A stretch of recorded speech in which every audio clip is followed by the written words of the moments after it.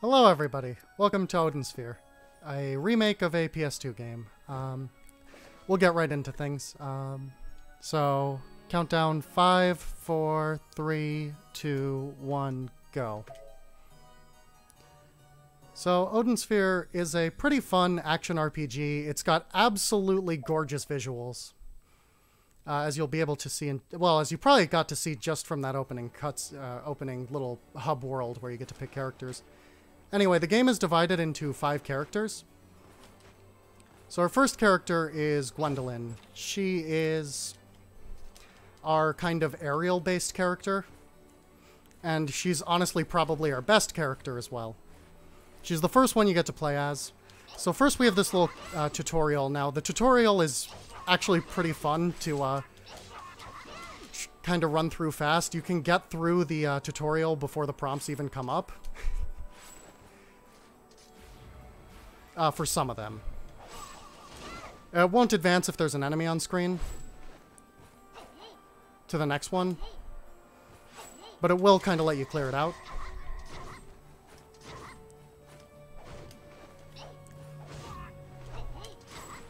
There we go. So we can rush through this pretty fast. Oh, there you are.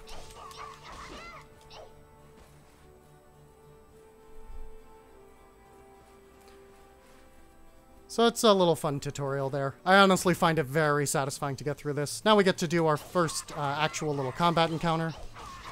So what we're going to want to do is kind of just get the 3 enemies as close together as possible. That's going to be a theme, is kind of bunching up enemies as best we can. And take them down. We're going to get, for right now, all we have is kind of our basic suite of attacks. Gwendolyn has kind of a better moveset in the air. So we're going to be knocking enemies upwards a bunch. That's actually going to matter even more later in the run. Now you may notice that I just collected a bunch of purple dots from the enemies. Now those are called phosons, and the game is going to give us a little tutorial on them. They do a few things. So the one the game's about to show us is that you can plant a phoson seed in the ground, and you can use your phosons to grow the seed to get food. Getting food increases your max health and gives you experience. So you're going to want to eat food every now and again, but actually growing food yourself is really, really slow. So the only time we're going to do that is during this tutorial. So we're going to spit out our phosons. Phosons can also be used to kind of increase our skill, or when we get skills, we can increase their strength with phosons.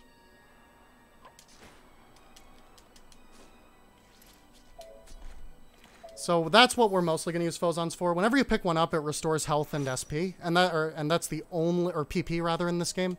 That's the only way to restore PP. So we're going to be relying on those pretty heavily.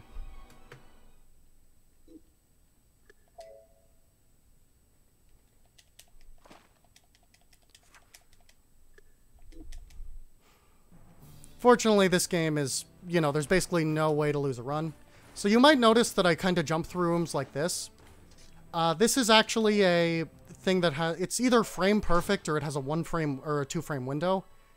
It's a little movement trick that allows you to move ridiculously fast. You basically take the momentum from the fastest part of your dodge attack and carry it over into a jump. You basically just jump out of a dodge in order to do it with the right timing. It's not actually super hard to get good at, it just takes a little practice to kind of get the timing down on.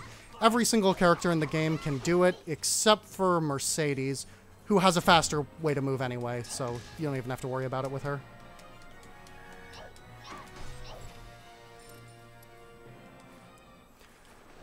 So we're going to be opening chests for a lot of the early game, regardless of what's in them. That's because we're going to need all the money they have.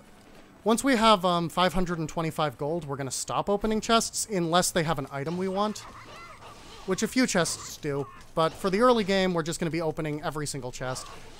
That tutorial tip was going to come up sooner or later, because there's no way you're getting through the entire game without hitting into a guard. But yes, in order to get around guarding enemies, you need to do a low attack. These Elf Knights like to guard a lot. It's not so bad now, but you fight them again later, and they get really annoying with it. So something you kind of have to do during these during these screens is you lose the mini-map when the stage is emptying. So that means you kind of have to be on your guard for where the exit of the stage is and kind of keep track of it, especially considering that the stage doesn't have any indication. So here we're gonna get our first skill, and this is actually one we're gonna be using for the entire game. So there's two types of skills. Some use PP and some use that POW gauge at the top of the screen. We're not gonna get any POW gauge skills until the end of this chapter, but for right now we're gonna get Ice Shot, which is going to be pretty useful. Ice Shot has an ability, basically can stun enemies out of attacks. So we're going to use Ice Shot primarily for that focus to prevent enemies from attacking. Whenever you upgrade a skill, it also upgrades your base attack. Right there, we're going to increase our... There's also a kind of blank skill that just increases your base attack. We're going to upgrade it just right now because otherwise we can't afford it. We're going to, you know, kind of do our menuing smartly. We're only going to do our menuing when the game forces us into the menu. Anyway, we shot our ice shots right into the wall there, so we didn't have to watch them scatter off. And now we get to fight our first mid-boss. This mid-boss isn't too bad. So you're going to notice a theme with Gwendolyn is that you can juggle. Whenever an enemy health bar drains completely, if they're not already kind of stuck in another stun animation, getting hit actually doesn't matter, and I'll explain why it can be a good thing later when it actually is, but you can actually, they'll actually get launched into the air and you can juggle them and keep them there, which allow you to land a lot of attacks in pretty rapid succession. We're going to pick up that equipment for much, much later. Oop.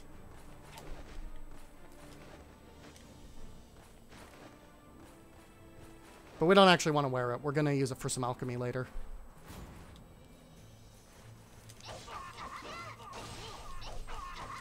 So here we're just going to kill a bunch of elves. This is really satisfying to just watch them all go down at once. I love when the game gives you a bunch of enemies just stacked up.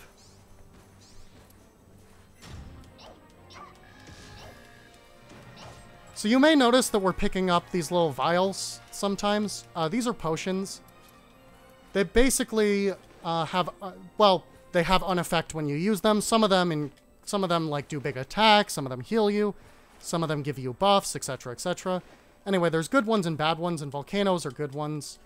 Potions from chests are always the same. Potions from enemy drops are random. So a lot of this run is kind of knowing what potion luck you've gotten and what you can do with it. So we got an extra volcano here, which isn't bad. Now, I actually can't use Ice Shot on this boss now, because Ice Shot gives the freeze effect, which cancels out the fire effect. The freeze effect is pretty worthless on a boss. The fire effect will do damage over time, so it's really good. So we're going to throw that volcano. There's also a toxin, which is a different type of potion that you can have here. That'll give a poison effect. Ideally, you want to have both up on bosses at the same time, because bosses are not immune to status effects. Some bosses are immune to specific status effects. Now, so long as we don't get really unlucky here, this boss we can stun out of literally all of its attacks. It can dive into the ground with bad luck, but it didn't here. And if it dives into the ground, it can't actually die while it's in the ground, even though you can hit it. So it's a bit of a time loss, but we're actually okay there.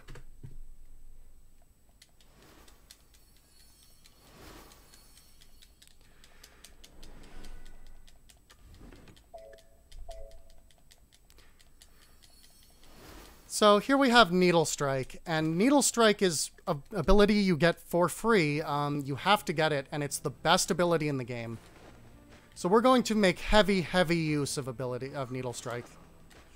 It gives you it right at the beginning of the game, and it gives you it for no going out of your way for it. The game is really nice to you on that one.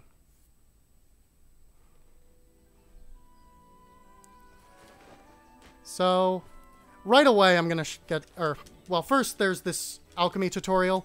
Now, this tutorial is my least favorite tutorial, and I'll tell you why over the course of this chapter. So they're going to tell us here how to make potions. So first, you need a mandragora.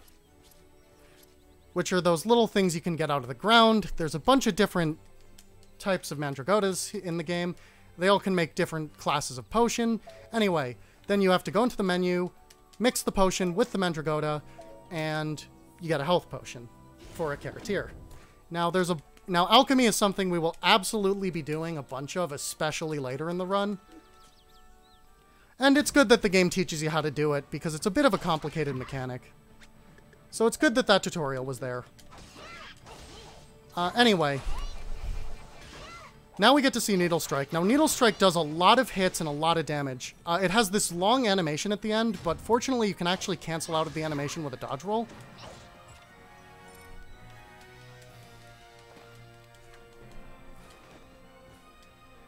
So even if I miss with a Needle Strike, I can make up for that. Now, remember that tutorial we just saw? We're going to get to watch it again. So yeah, for some reason, they decided that they needed a second of the same tutorial. Now, this tutorial tells us that instead of an empty bottle, you can use a pre-made potion. Which really feels like it could have been a text tip at the end of the last tutorial. But, hey, it gives you a free health potion. So if you're playing casually, it's not too upsetting to get a free health potion.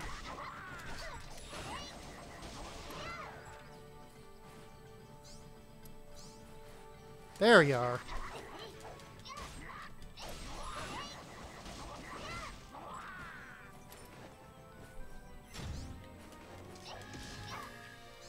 So we get a volcano out of this chest. Those are always good. There's only one boss in the game that's immune to the status effect from volcanoes.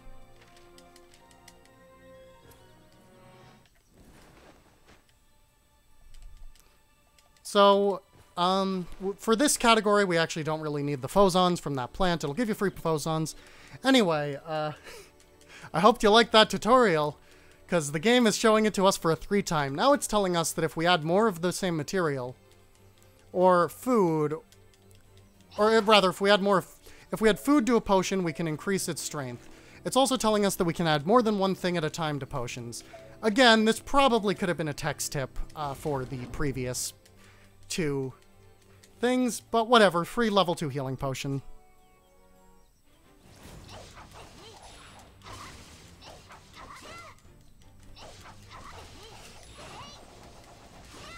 Anyway,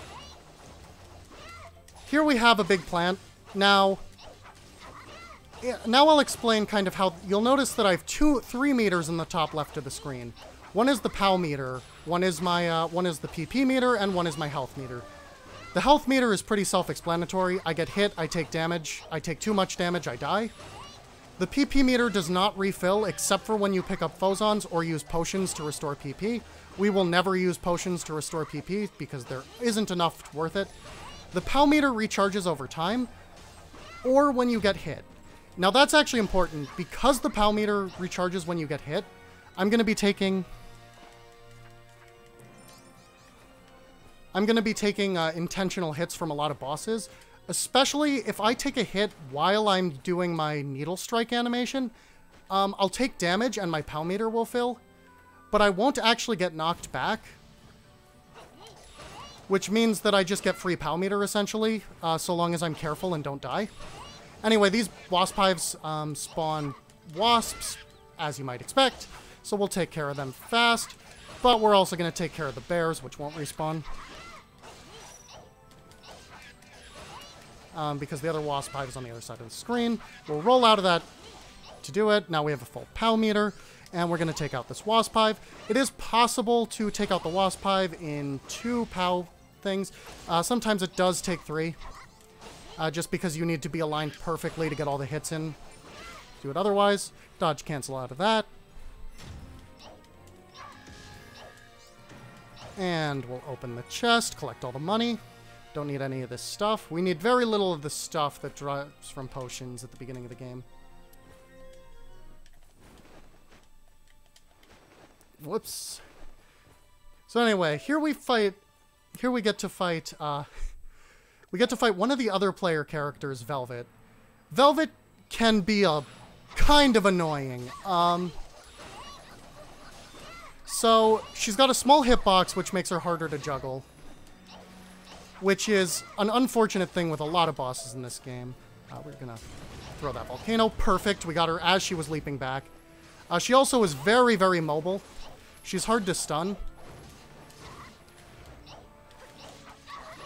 Ooh, she dropped a toxin. That's really good. That's our other big damage potion. I'm going to try to steer her back over there. The ceiling in this stage is also really low, which makes it harder to juggle.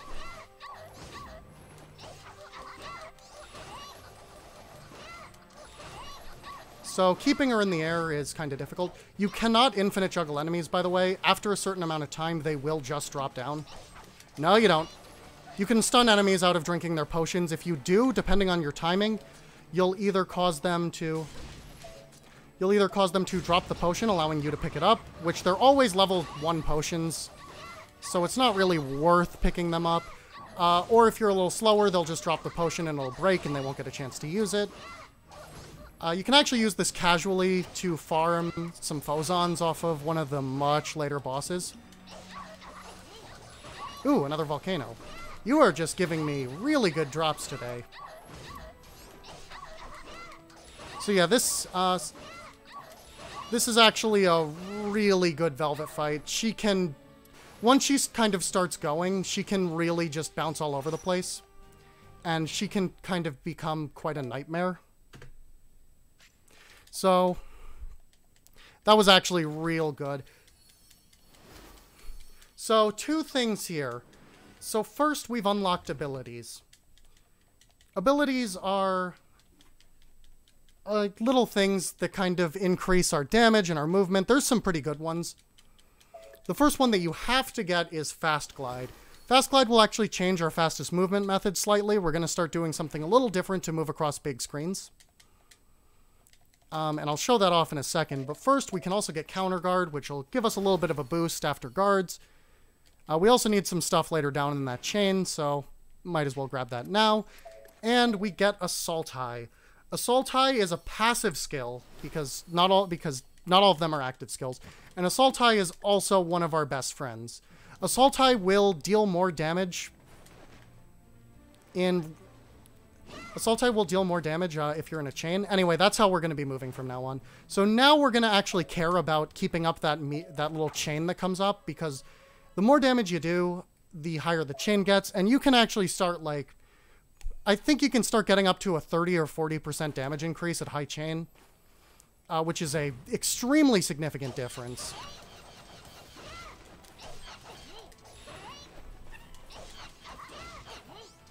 So these mini trolls are annoying. This is actually the land of annoying enemies.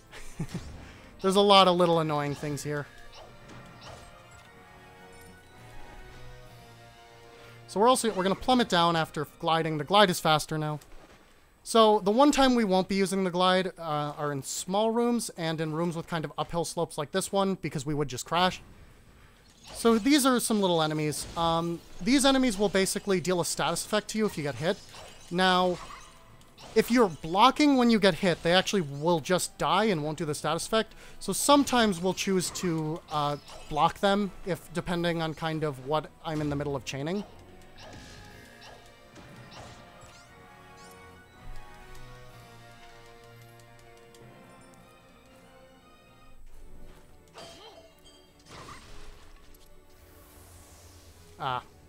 Couldn't get the omelet recipe in time. So, there we go. So here's a little tutorial that we actually really like. So notice I'm level 5 right now. You can see that in the top left corner. Now, this is Murray. He can make you food, cook with ingredients. It's really slow. We'll only do it during this tutorial. But we're gonna make an omelet, and we're level 5. And now we're level 8. Just from that, we gained 3 levels. If you're playing this game casually, you will spend a lot of time talking to Murray.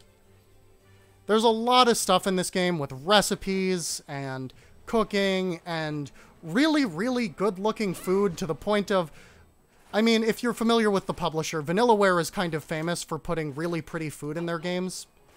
You know, in addition to their absolutely gorgeous art style. Seriously, everything Vanillaware's ever made is absolutely stunning visually.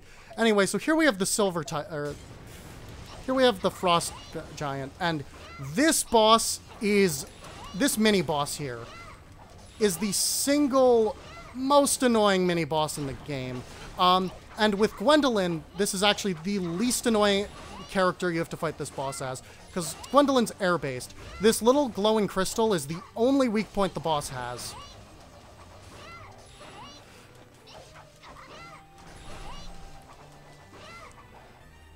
So you have to be sure to hit the crystal. If you get too high, you'll start knocking off Yetis and stuff. We're going to try to get hit during these attack animations so that we don't get flung back. It's really hard not to drop chain in this fight.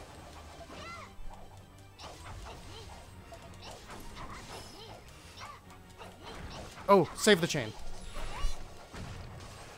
Anyway, getting hit is good because it means more needle strikes. Doing needle strikes is the best tool in your arsenal here, so you're going to want to be needle striking as much as possible. We got 2 volcano drops from the boss, which we can pick up afterwards, so that's pretty good. Hopefully we'll get a toxin before the real boss here, because the boss at the end of this chapter is also a pain.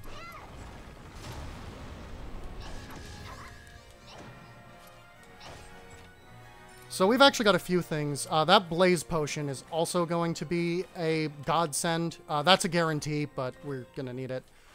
So I've mentioned kind of the little crystals you get to level up before. I haven't actually mentioned where they are. So there's 3 in every stage. 1 is from an encounter. Sometimes they're optional, sometimes they're required. 1 is hidden somewhere in the stage, like this one. And 1 you get for clearing the stage. Now this one increases this one's Skill Link. Skill Link will increase our damage based on the number of skills used in a chain. So we want that, and while the game has brought us to the menu, we're going to get Aerial Force. Aerial Force is a fantastic ability. Aerial Force gives us a 10% damage increase while we're in the air. And as Gwendolyn, we always want to be in the air.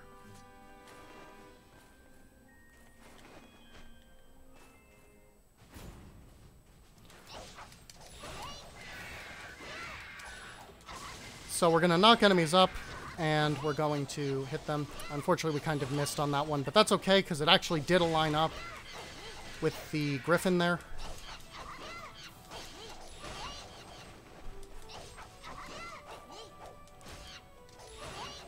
So we're just going to take care of a few more mini-trolls. Enemies like this can be a real pain. They are tiny. This chapter, actually, as a fun fact, has a special thing in the speedrun, in that this is the only chapter where we take detours, and we take multiple detours this chapter, because this is where all the good stuff is. So that skill link is pretty good, because you can get a little bit of a damage boost, and it's not even at all out of the way, just by making sure to use all your stuff. So here's a fun fact. If I ever get lost as to where I am on the map, which can happen, I can bring up the map by using the right stick. And I don't have to close out of the game or anything to use it. So, you know, I can pretty freely walk at the same time as checking the map, which is real handy. Anyway, here's a little optional boss. This guy's the Bugbear. The Bugbear is, in comparison to the last boss, let's say, the Bugbear is kind of a joke. You can kind of just you can kind of just, like, hug the Bugbear up, you know. You can kind of just hug the Bugbear here, and, Bugbear can't really do anything about this, so you kind of just do this until the Bugbear dies.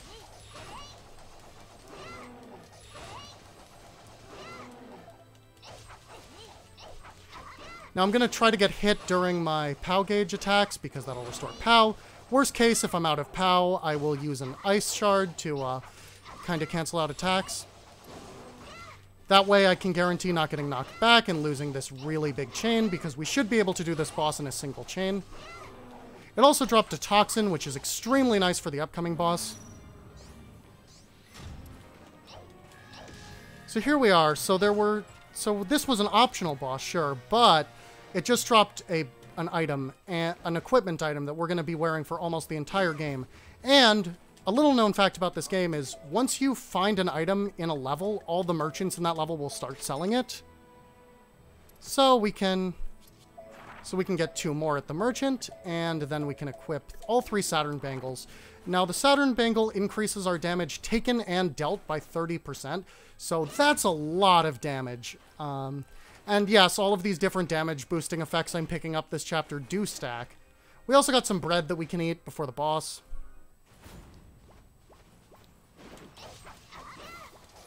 That's nice. So yeah, if you're keeping track, we basically have, with a high chain, we basically deal almost double damage with all the stuff we have equipped. Without a high chain, we still do an extra 40%. And right after a guard, we do 70%, so...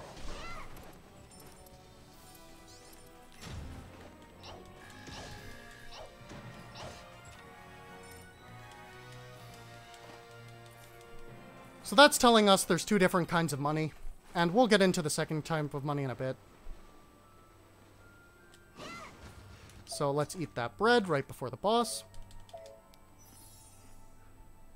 So that'll bring us up another level, and here we have Brigand, and Brigand is a challenging boss.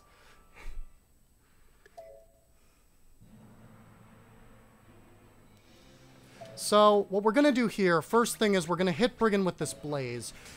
Brigand doesn't move much, so we're going to try to keep him on this blaze so he's constantly in this stream of fire. Now you may notice he's not taking any damage. Brigand has these 4 shields at the beginning of the fight. So we're going to climb over him as much as possible while this fire's raging. And these shields don't get knocked off by damage, they get knocked off by number of hits. So we're going to knock them off as fast as possible. Now with the toxins and volcanoes we have, we might be able to avoid kind of ever seeing this, but midway through the fight, Brigand will call out a bunch of Valkyries who will come in and kind of resupply him his shields and also refill his drink. Now, we don't care about his drink getting refilled. It's pretty minor. He can either use his drink to heal a very, very small amount of damage or do some big attack that we can dodge pretty easily. But the other Valkyries carry shields, and that's a huge problem. Ah, heck. That's going to mean we have to deal with the Valkyries. So, these Valkyries will come in and try to give shields. Now we're going to have to keep all the Valkyries stunned. If they're stunned, they can't actually deliver the shields. So we're going to have to keep them all stunned. This is kind of the backup strat. Alright, we did it. Keeping them stunned and dealing the damage is pretty challenging. So you don't want to be doing that. If you can at all avoid it.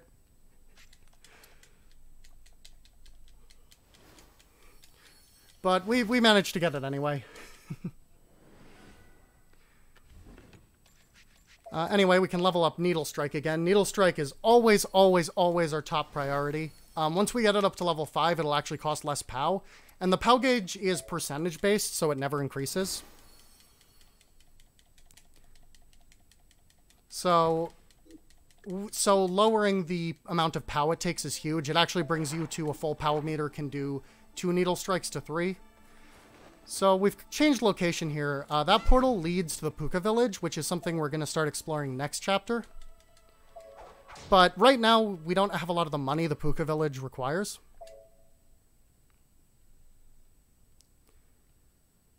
So we're going to not go there quite yet, but from next chapter on, we're going to be going to the Puka Village between chapters every single time. And we'll talk more about that when they're there. Anyway, here's a little mini-boss. This one's very, very similar to the one you fight in the first chapter. It's big and the ceiling is high, so it's pretty easy to juggle. So we can keep this one in the air, unless something specific goes wrong until the boss decides to drop. You technically can recover from the forced drop. There it is. But the thing about recovering from the first forced drop is that it requires an absurdly precise movement that's not actually any faster because it requires you to do a bunch of attacks that kind of aren't optimal. But if you're really, really good, you can kind of do something. Anyway, free toxin. We're actually not going to use the toxin on boss in this chapter. I don't think... Wait, no, I'm thinking of a different boss. Never mind. We're totally going to use the boss toxin. Anyway, now we've been introduced to the concept of keys. Now, sometimes there'll be a locked door, and you have to go out of your way to get the key. Anyway, we get to fight Valkyries now. Valkyries are annoying enemies. They love blocking. And because we kind of just want to be grouping up enemies and murdering them as fast as possible, enemies that block frequently are annoying. So this chest...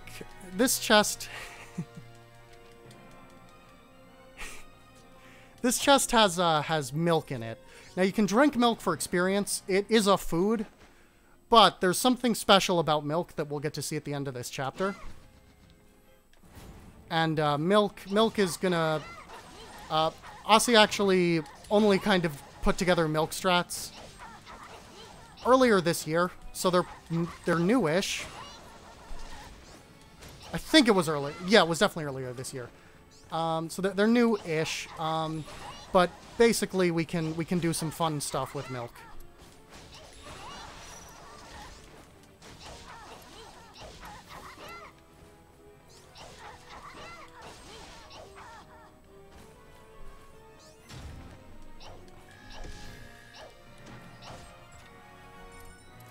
We get all the stuff in that chest. So here's the one, this next room has the one Phozon that we're required to pick up in the base of the game. So the Phozon will drop at the end of this chapter. It doesn't even look like we're gonna, or rather, Phozon Prism, or whatever they're called.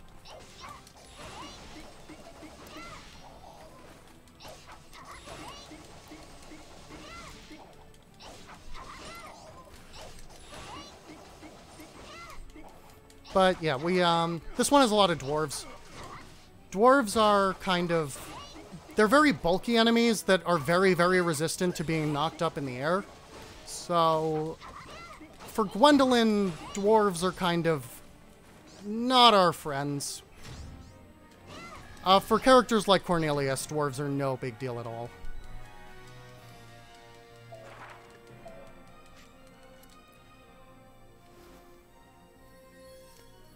So here we got a prism. Unfortunately, we don't... This is, you know, freeze enhancement. You might think that's good, you know, boosting a status effect, but freeze is a pretty useless status effect, so we'll ignore it. We don't have enough Phozons for anything good, so we're just going to go straight to the next boss. Anyway, this boss is kind of a mess. I love it. So first, we deal 1 health bar of enemy to this giant blimp. Now, after that happens, it spawns the last mini-boss we fought, with only 1 health bar. So we get to fight this. There is stuff everywhere. Now, fortunately, projectiles, if you hit them, like bombs and cannons and stuff, they will actually reflect. They will reflect back at their source, and you'll be immune to their damage. So Needle Strike is good here. There is so much stuff on the screen. This boss can lag the game pretty frequently. Those big missiles can actually stun you. Oh, heck. Oh, never mind. We're fine. Haha, all according to plan. Now, what's good about this boss is that it drops a bajillion things. So we got a toxin. We got some level 6 potions that we can turn into some better level 6 potions.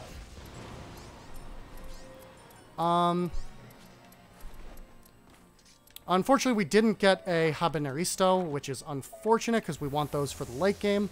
And 1 pretty frequently drops there, but that's okay. We can get 1. We only need 2, and we're guaranteed to get 1 from a chest. And in the fire level, they drop pretty regularly.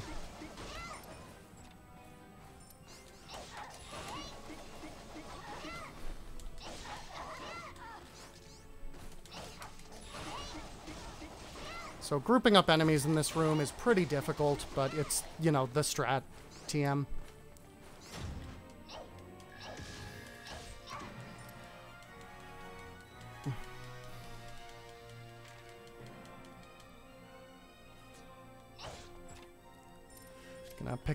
We're gonna pick up a few empty bottles. Those will be pretty nice for late game.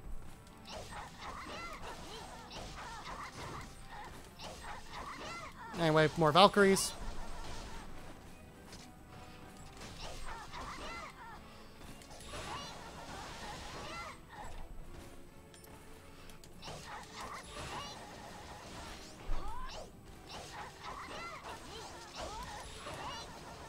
They're also very mobile in addition to shielding constantly, which is unfortunate because we like enemies that stand still.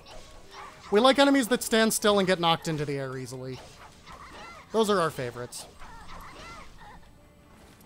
That's okay.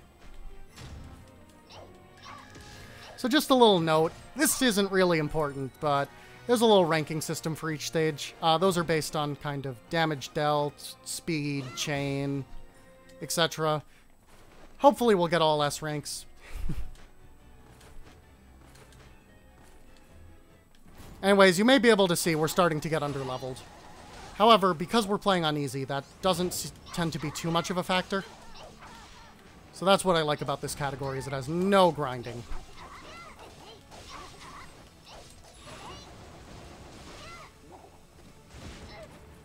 So we actually got hit by the fire there on purpose, and the reason behind that is because we were between phases, and the damage from the fire would refill our POW gauge faster.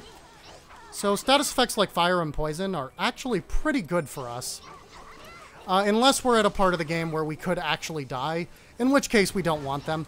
The last boss kind of has a strat where you get poisoned because she deals poison damage. Because this is a marathon, unless we have some absurdly specific luck, we're not going to bother. That nice dwarf was kind enough to bring us a volcano. Got dizzied there, but it's okay.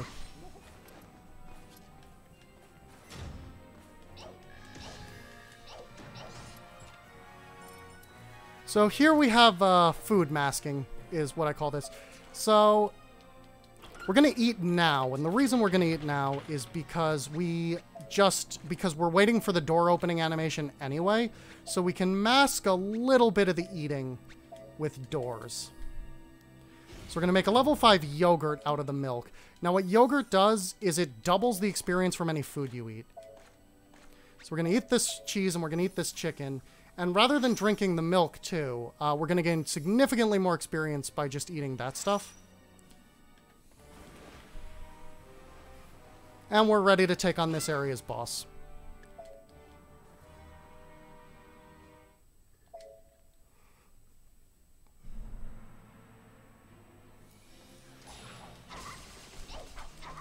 So here we have Gwendolyn's dad, who's been possessed by someone who's slightly worse than he is. We're gonna set him on fire. Gonna poison him. He's actually he's huge and can be juggled. So he's actually one of our easier bosses.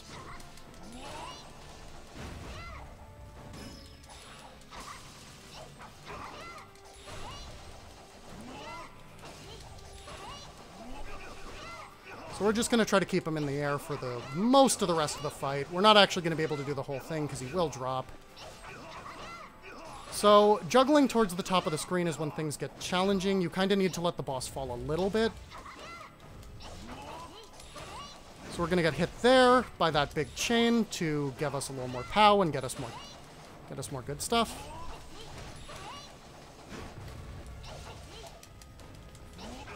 By which I mean needle strikes. I forgot the name of the move there for a second. You know, the thing we use constantly, but that's fine.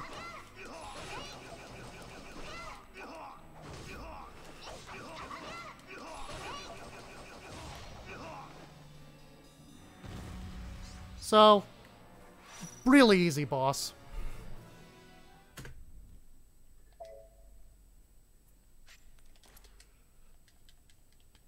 Anyway, we have a bunch of Phozons now.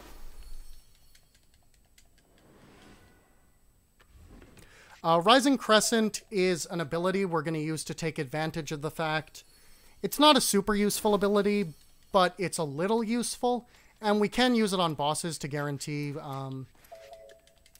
we get all 3 hits in, because we get a damage boost based on the number of different skills used in a fight. So now we have 3, and it only goes up to 3 unless we improve the ability, which we're not going to do, because we only have 3 useful skills. So anyway, now we get to go to the Puka Village for the first time. So the Puka Village basically has 2 restaurants, but unlike Murray's restaurant, the Puka Village, you can use special Puka money we've been picking up over the course of the game to eat instead of the normal stuff.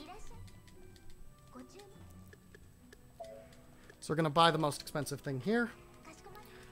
So we don't need any ingredients. That's going to gain us 3 levels right there, which is known colloquially as a fair number of levels. So we're going to be stopping in there every chapter now.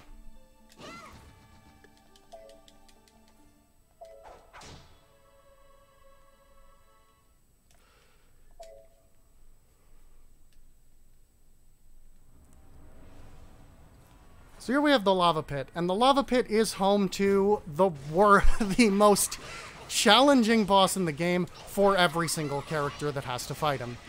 But before that, we get to go through a little cool area, and once again, just because of how good this level looks, I'm just going to point out how absolutely beautiful this game is.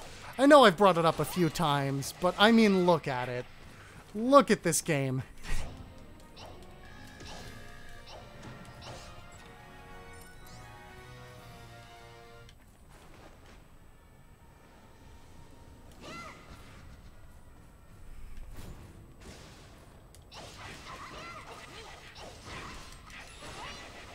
So here we get little salamanders.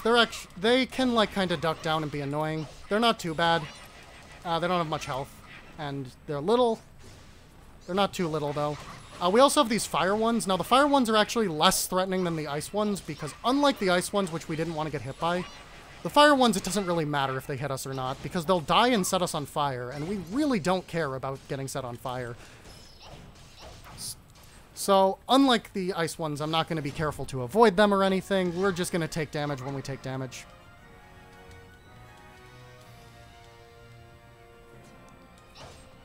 Gonna open this chest, get some cheese. Cheese is one of the better foods. Gonna go through this rest area.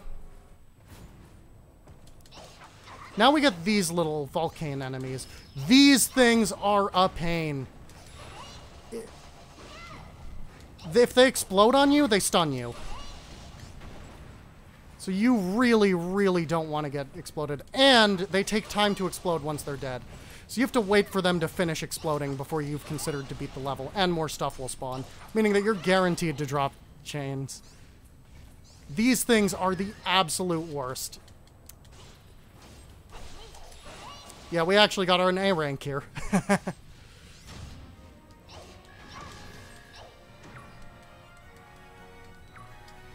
We don't have to worry about dying. If we die, we just get kicked out of the room.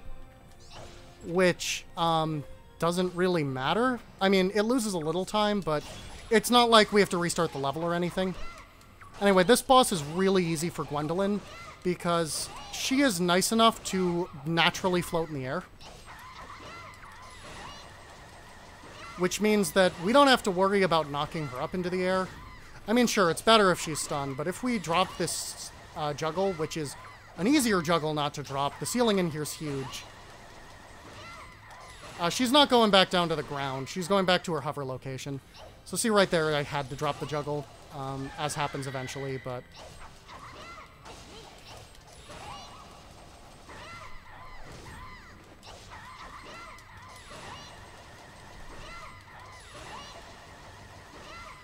Yep. One of our easier bosses. And she turns into a statue and crumbles when she dies, which is interesting. She also dropped a volcano. Now, as you might guess, this volcano is terrible for the enemies in this area. But it's pretty useful against the enemies in some of the other areas. So we're going to take it. Level 3 is pretty high for a potion. It'll be pretty useful against the boss next time, who is also one of the more annoying bosses.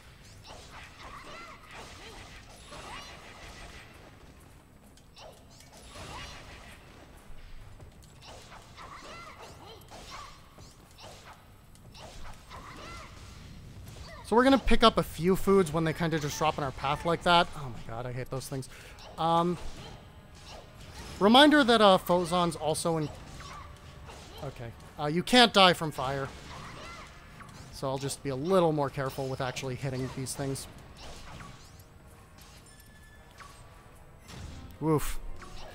So the reason we... so... Here we have a Habaneristo. we're taking it. We actually need another one from somewhere, so hopefully one shows up. There is an item drop there's a food drop in this room that's pretty likely to have one. So right here. Nope, it's money.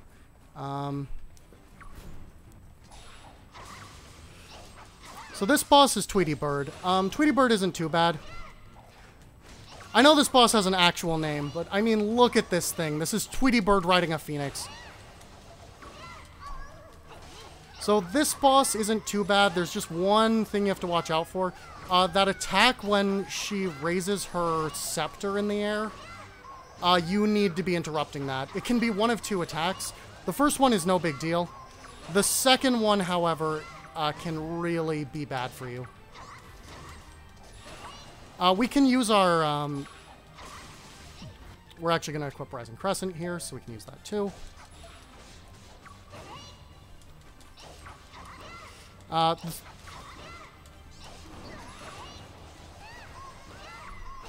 But yeah, it basically creates this huge unpassable pillar of fire that does 1,000,000 damage.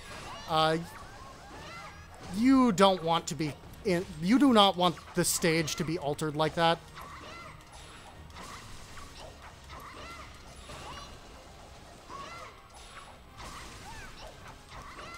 We're going to be using Ice Bolts here a lot to prevent her from doing attacks at all. There we go. She was revving up to do it at the end there, presumably. It gets more likely you'll see it later in the fight than the other one.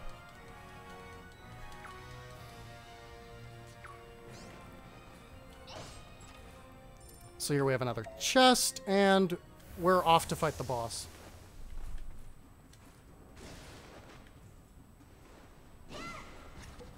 Oop. Yoink. I needed that. I'll take an extra. It's a marathon. So we're going to insert the key, and then we're going to use masking strats again. So first we're going to make another yogurt.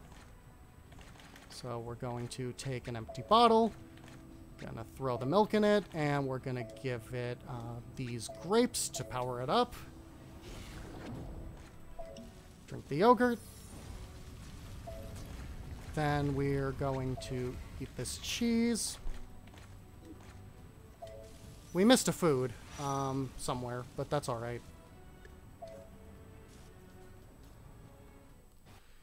It's not significant. Anyway, now we get to fight Leviathan. Leviathan is the worst boss for every character that has to fight Leviathan. First of all, Leviathan can guard in the air. Just off the bat, we saw that. Now, what's special about air guards is that the way you get through a guard is to... You either have to just hit it 1,000,000 times, or you need to hit it with a down attack, which is what you do, a sliding attack on the ground, except for you can't do a sliding attack in the air. So when Leviathan does that, you're just hacked. Leviathan does 1,000,000 damage all the time. All right, we've been waiting for right there to throw our toxin. We want to get the two things there, plus that'll raise our chain.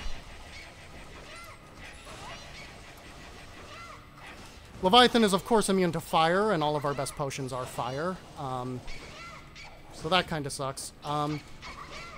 And not to mention, Leviathan is tiny, making him hard to juggle. He spawns those really annoying lizards. And you wouldn't expect him to do a ton of damage because, you know, he's tiny, but he does a ton of damage.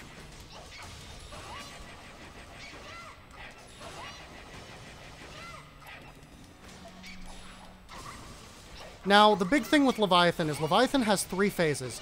At the start of the fight, Leviathan has a crown on. And once you've done enough damage, Leviathan loses the crown, which is where we are now. Then, Leviathan is going to try to do a dash attack across the ground, and once he does, he's going to regain his crown. Now, we do not want Leviathan to regain his crown, but that can happen. So he's regaining his crown, unfortunately. We can skip this phase. It's really difficult. Once Leviathan gets this crown, his attacks become a lot more powerful, and he gains like a whole new moveset where he starts spitting fire and stuff. You wouldn't expect an enemy this size to be able to like basically one-shot you with some of these attacks, but yeah, that can happen. Anyway, that wasn't too bad. We managed to keep Leviathan in the second phase for most of the fight. Which is pretty good. Usually I don't get that. Most people don't. It's a very hard thing to do. Anyway, we're going to max out Needle Strike now, which is going to lower its POW cost, which makes it much better. Not that it wasn't good before. And we're going to get our last useful ability, which increases the POW recovery gauge. I forgot to mention that POW could also be recovered by killing enemies. So that's the last good ability we're actually going to be able to afford. So no more abilities. So we're going to go to the Puka village. We're going to go eat some stuff. I'm going to make some shrimp doria.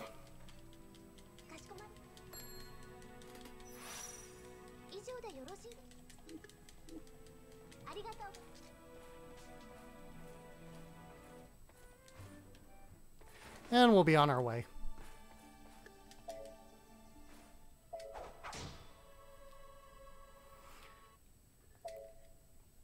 So here we get to fight a bunch of fairies. The aerial fairies aren't too much of a hassle. The ground ones like to block a bunch, which can be annoying.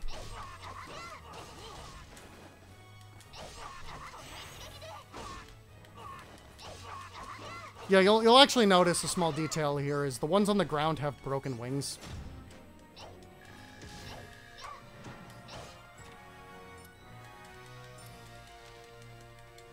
Anyway, by the way, that baromet seed, if you're wondering what kind of fruit grows on a baromet tree, the answer is sheep. That's all I feel I need to say about that. Anyway, the actual fairies are actually really fun to fight. They love grouping up. They love being in the air. They're big targets. Like, they're full human-sized.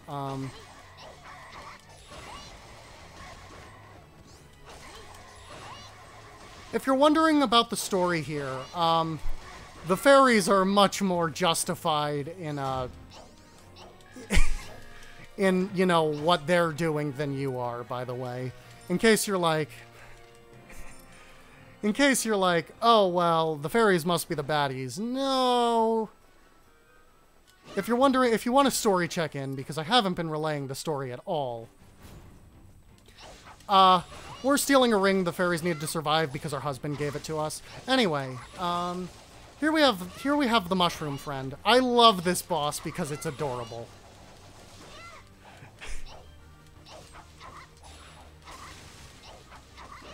But, so Mushroom has a unique property in that it's got 3 phases, but we're only going to see 2 of them. And that's not because we're going to skip one, it's because which phase we see is random.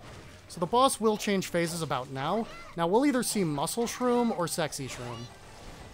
Alright, we got Sexy Shroom. I almost always get Sexy Shroom. It's allegedly a 50-50 chance, but I've gotten Muscle Shroom like twice in runs. Anyway, Muscle Shroom is the one you want to see. Muscle Shroom, first of all, is my friend, but Muscle Shroom has a much bigger hitbox, can be hit in the air while on the ground. It doesn't actually really matter in terms of like speed potential, but it does matter in terms of difficulty. Sexy Shroom is the harder one to fight. Fortunately for me, because my luck has been so bad in seeing my friend Muscle Shroom, who I miss dearly, we get to see... I am very, very used to fighting Sexy Shroom. Anyway, there was a nice potion drop here, a level 4 toxin. Anyway, say hi to that room. Okay, bye, room. So anyway, there's a little gimmick here that doesn't get used very much. These mushrooms shrink you. You can fit through cracks in the wall when you're shrunk. And you can cancel. Now, a little fun fact about that cancellation of the... canceling the dwarf state there. So the game doesn't tell you can cancel the dwarf state. And why that's significant is because every single person who's played this game casually, without having watched the speedrun first, that I've ever talked to, came into this room,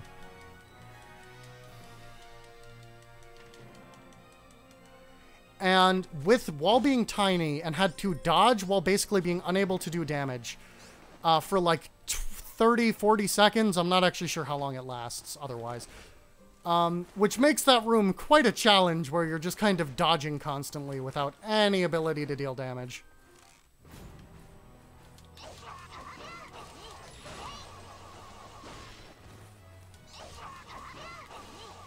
But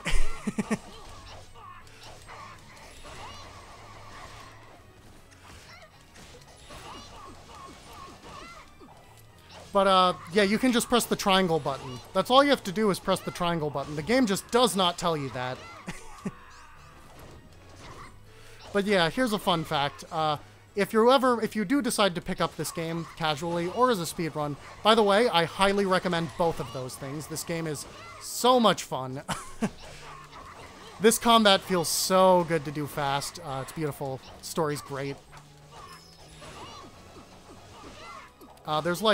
There's 5 different playable characters that all play differently, but and it's on 3 different consoles, so like, you know, pick your poison. If you're one of the 10 people who own a Vita like me, you can play it there.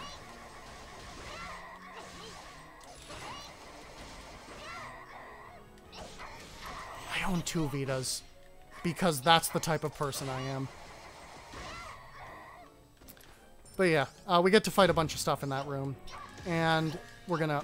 We can actually stop opening chests at this point, but we're gonna take this one for this. We actually have a little bit of extra money, which is okay.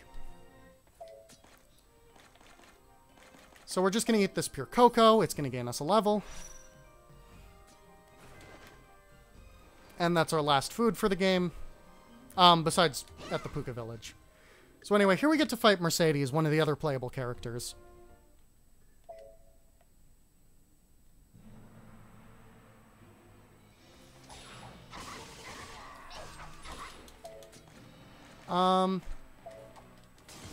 Mercedes has a tiny hitbox and loves to move. She'll also absorb all the phosons in the field, which is kind of weird because... Oh my god, she dodged the fire.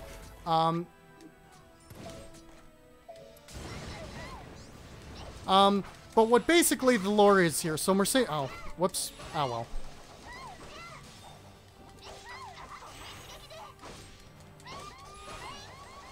well. The lore here is that Mercedes fights to protect her people, but she's literally absorbing their souls for ammo as we're doing this fight. So... Yeah, anyway, we want to stun her because we can actually get more phosons that way. Because those are our phosons.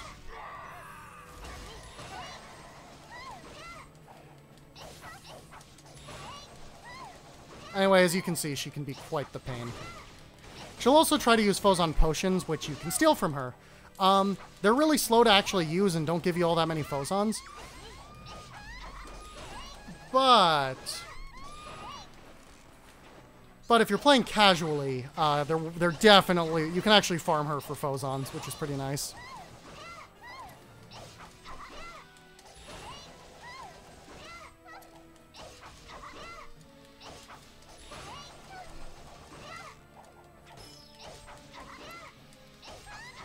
Anyway, she's very hard to juggle, and I've actually kind of messed it up every time, but...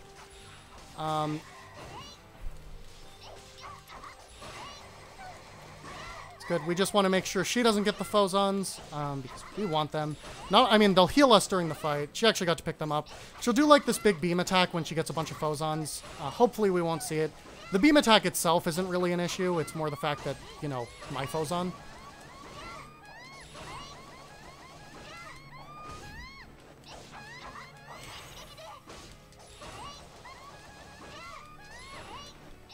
Yeah, she also doesn't have the same knockback as a lot of other characters. Her knockback is a lot smaller than, like, everything else in the game. She's actually a very interesting character to play as. It's a bit divisive. A lot of people don't like playing as Mercedes. I actually love playing as Mercedes. I'm gonna take the Cyclone because I can turn it into something better.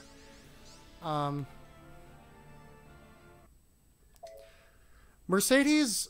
kind of, she has a, her bow drains POW just to use, but it does a ridiculous amount of damage and has infinite range. So I really like... There's no character on this roster I would say I don't like playing as.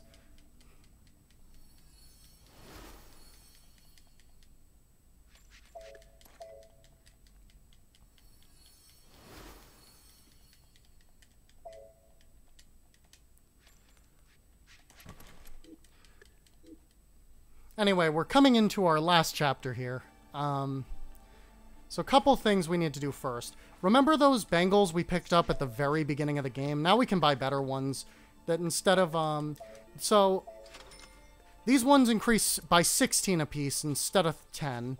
So that's a pretty significant upgrade. And they go up, they increase damage by an additional 12% when you're on low health. Now you may be wondering, are you going to stay on low health? In order to get that extra 20 or 36% damage, which is a very substantial amount of damage. And my answer to that is, unfortunately, this is a marathon. So we're not going to force low health here. Because we really don't want to be dying over and over again to Odette.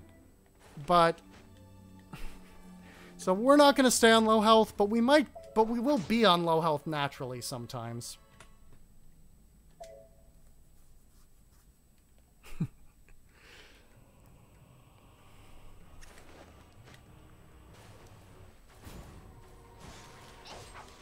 Anyway, so we've now gone to the underworld to go save our dumb husband.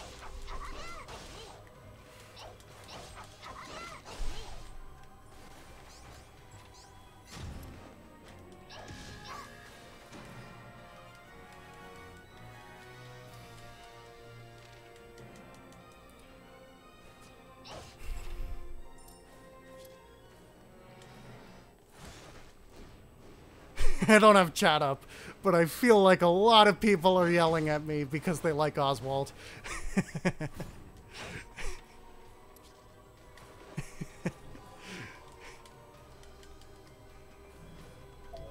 Anyway, so now we're introduced to these little ghostly enemies.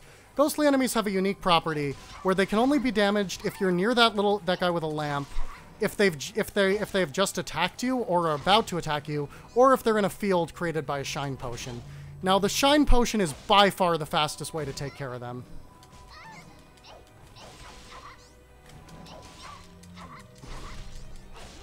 So we're going to kind of lure them over here.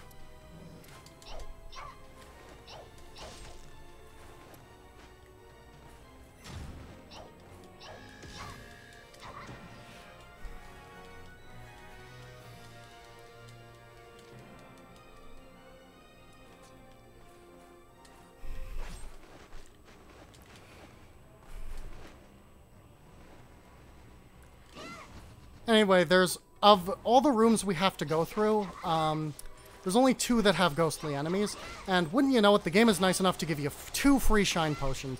So long as you never leave the critical path, the game gives you just enough shine potions, you don't have to worry about it. Anyway, that's a free level 4 empty bottle, which means we're going to have some real good stuff for the upcoming bosses. The upcoming bosses have a gimmick to them that makes them real annoying, and we're going to learn about that real soon.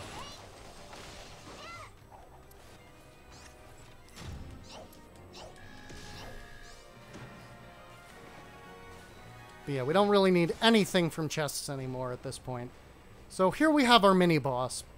And both of these bosses have the same problem. So what are we going to do here? Well, first we're going to make some potions. So the first thing we're going to make is all these extra accessories we've made. Oops, just 2. All these extra accessories we have, we're going to turn them into overload potions. Overloads are the simplest, easiest, good damage dealt stuff. They just increase your damage. That's it. No fancy gimmicks. No... Alright, level 5 is fine. No fancy gimmicks, no nothing, just raw damage up. The second thing we're going to make is fire spirits. Now, fire spirits are also great. Alright, we'll just make a level 3 because we're kind of low on resources this run. We'll actually make 2 of them because... We'll actually make an extra fire spirits because we can afford it and they're good. So, both of these... potions are really good for these late game bosses.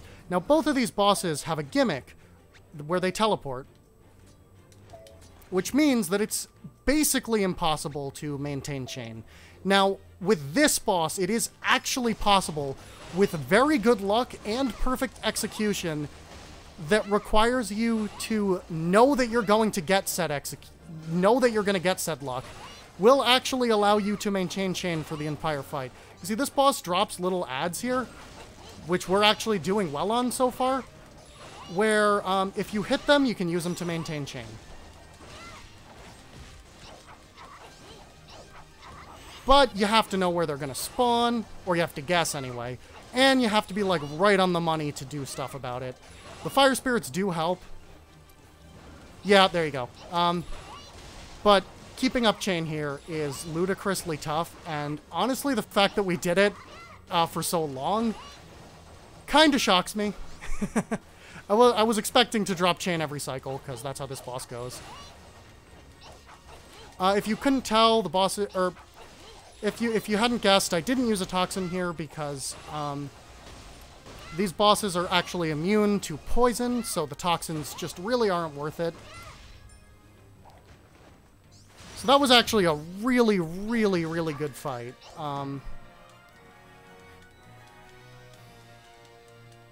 I've gotten the chain through that entire fight like twice.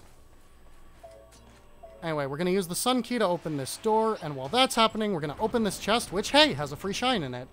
What do you know? I needed one free shine. Anyway, you can also use shines to light up rooms like this, but we don't need to see in this room. We just have to walk to the exit.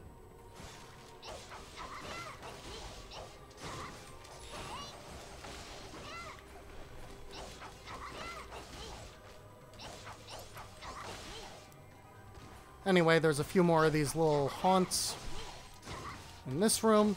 Haunts are pretty easy enemies to deal with. They don't launch, but they die in like 3 hits, so it's kind of a whatever.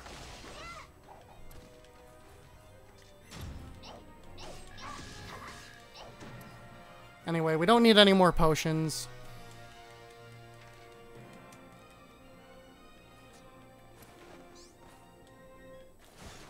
So we're getting very, very close to the end of the game here. So here we have here we have Geists. Geists are the other enemies that that are ghostly.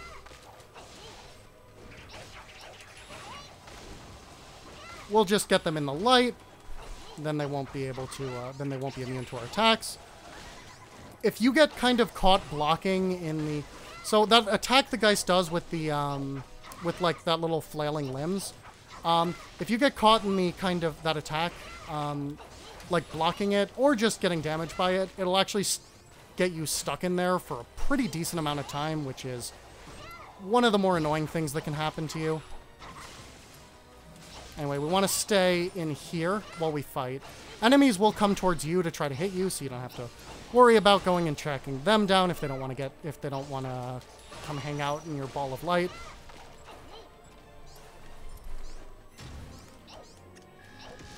Alright, we got another one. We don't actually need any more at this point. So anyway, here we're coming up to our final boss. Odette can be a pain. She has some really mean attacks. She likes to teleport constantly. But before we go in there, we're going to actually, for the only time in the run we're going to do this, we are going to upgrade we're going to go into the menu ourselves.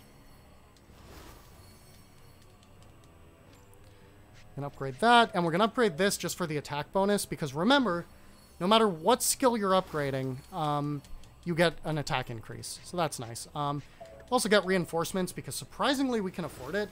So this will actually boost our damage on low health a little more. And we can go fight Odette.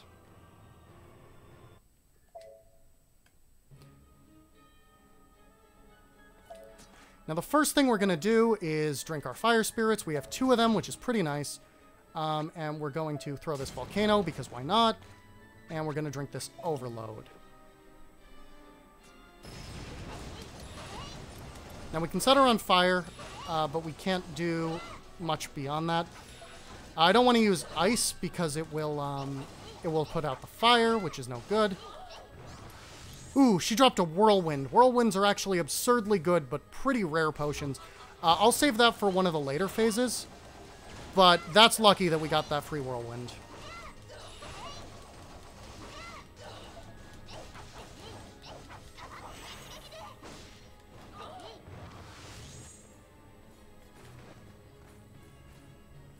So our overload's running out here.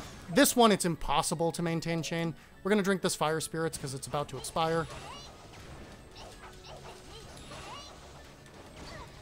This is where she moves back. Ideally, you'd use a Volcano here, but I didn't. I wanted to get the fire up faster, and I don't have a spare Volcano.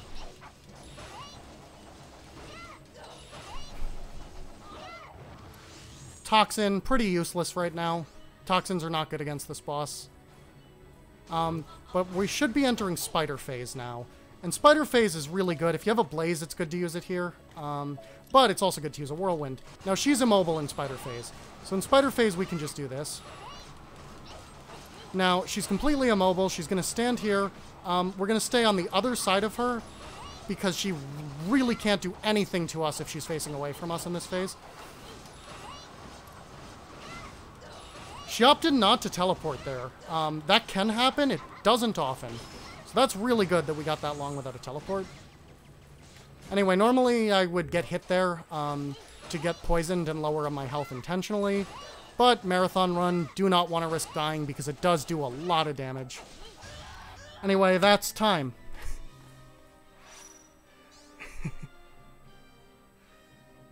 I forgot to give a warning, but that is time.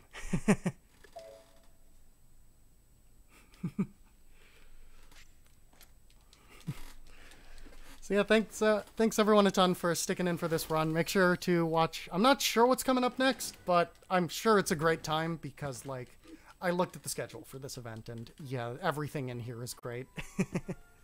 I'm excited for literally everything on the schedule.